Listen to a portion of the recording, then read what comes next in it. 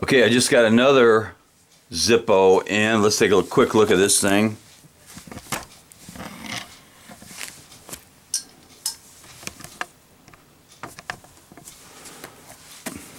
And this one, yes, it comes in the normal Zippo black box, and the back of it reads Panda.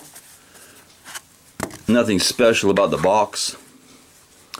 So there you can see a nice little panda. This is going to go in the animal section of my collection. It's on a nice black matte finish. And this is on a brass case, which makes it really a nice one. And it was made in, looks like February of 13. Made in Bradford, PA, genuine Zippo. Fires up real nice. Got a good sound. So yeah, that's going to go in the animal section of my Zippo collection. It's just a panda.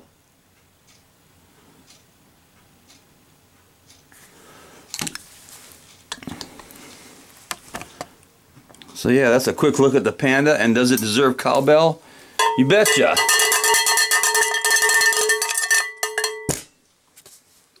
Knuckle bump.